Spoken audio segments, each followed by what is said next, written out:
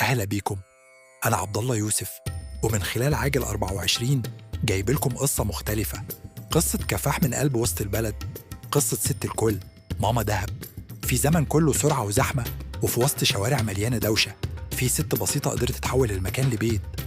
ماما دهب بدأت من ولا حاجة، حلة صغيرة وكرسيين في نص الشارع، لكن كان معاها حاجة أغلى من كل ده: قلب كبير. كل زبون يخش عندها يحس إنه مش في مطعم، يحس إنه قاعد على سفرة بيته. السر مش في الأكل، السر في الحنية اللي بتحطها في كل لقمة.